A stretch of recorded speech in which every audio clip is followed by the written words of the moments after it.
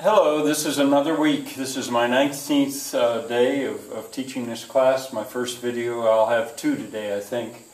In this first video, I mostly want to talk a little bit more about what I did in the last one.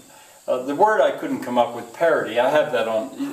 I don't think you have to write any of this stuff down in your notes. This is just to remind me of what I want to tell you. A spoof can also be called a lampoon, it can be called a satire, it can be called a parody. I could not think of that word when I was teaching, but I thought of it later. So there it is. I guess if you wanted to, you could add that in your genres under spoof if you wanted to, but it doesn't matter. I talked about fiber use, and I have these. I usually, I always, ever since I've had these, I've shown these to my students. These are sandals that are made strictly out of rice straw. They were given to me by a very good friend of mine, a former student of mine. Kind of neat thing. I was his best man at his wedding when he was born. He lives in Japan now. But he knew I would like them, and those are sandals that are basically completely made out of rice straw. So with the technique of weaving, there might be a little bit of sewing involved. There you go. You could make footwear, which is important. So, I've shown you those. I had at least one time I had a student decide that she wanted to wear them. Well, they're kind of itchy. She didn't last very long. She wore them around the school for, I think, one period, and then she brought them back to me. Plant awareness. Now, when I walked through the meadow up through there, I spent a lot of time thinking about that field trip I took you on. It might have had a bigger effect on me than any of you viewers. But I quoted Friar Laurence's speech. You'll find that in Romeo and Juliet. Friar Laurence, when he first appears, I am thinking it might be the beginning of the second act, I'm not sure, but it's his first speech. It's a monologue.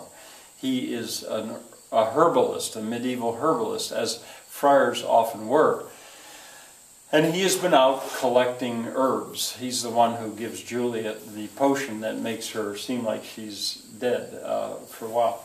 Anyway, that speech, "For naught so vile that on this earth," well, it's a long speech, but the part that I like the most goes like this. "For naught so vile that on this earth doth live, but to the earth some special good doth give. Nor aught so good, but strained from that fair use, revolts on true birth, stumbling on abuse." You may or may not understand that, I don't know. But as I understand it, Friar Laurence is saying that there's nothing that's on this earth that isn't here for a purpose. Very interesting idea. In other words, God knew what he was doing. If you're a religious person, he knew what he was doing when he made poison ivy. Or you can think of the most horrible species that you can think of, but it has some purpose. I think I credit Shakespeare here with having created maybe one of the first ecologists in Friar Laurence. I like that speech. I rather hope you look at it. You can find it on that website I gave you, MIT website. The other thing, in case I don't mention it later on, Kate in Taming of the Shrew, a Shakespearean play. At the end, she gives this amazing speech where she basically starts off by saying, "I am ashamed that women are so simple, to offer war when they should kneel for peace." It's a concession speech. Troubling to some women, I know. But at one point she says to the other women that if they're contending and they fight, it blots thy beauty as frosts do bite the meads. Well, a mead is a meadow. That's an old-fashioned word for a meadow. Think of how meadow is spelled, M-E-A-D-O-L, meadow. The mead is the meadow, and I took you up through a meadow, and it was beautiful. Well, when the frost comes, when the first killing frost comes, all those flowers will go black. It happens, and so it's an image. It's a simile that I suppose most people can't relate to so much anymore because you don't live in that kind of a world. But sort of so quickly, all the beauty is gone. That's what she's talking about when, according to that play, when women just decide to be nasty and to fight and stuff. This is her speaking. Of course, a man wrote the play.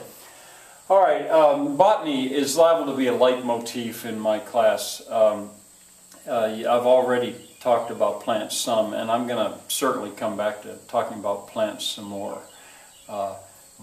Botany is part of my joy, and so you'll hear more about it.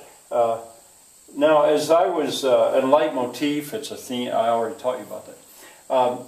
A hunter-gatherer, you know, I'm going in chronological order. I hope you don't get that feeling I'm just jumping all over the place. I'm going in chronological order, and I'm coming up through time, and humans were hunter-gatherers for a while. Well, boy, hunter-gatherers around here would have a hard time of it. I thought about that. About the only thing, as I was going up through the meadow, about the only thing that someone could find that they could eat, well, there's almost nothing as they went up through those plants. The cow. The cow, now that would feed a family maybe for a year, that cow. But the cows were brought here from Europe. A willow, prehistoric people might have known that if you chew on a willow, it might help to get rid of a headache. That's where aspirin comes from. I used to know the whole word, acetylsalicylic acid or something like that. It comes from willow bark. They might have known that. Walnuts, there's a big crop of walnuts this year. Whew, boy, it'd be rough living on walnuts. Hickory nuts. Other than that, around here, gatherers, gathering plants, boy, they have rough going here. And one other thing I'll say in this video, just to clean stuff up, that house, the cherry tree house, I said 1883, that was built in 1863, and I just want to correct the record on that. So this may have been a little bit sloppy, but my next video, I'll move things on a little bit more. I hope you stay around for it.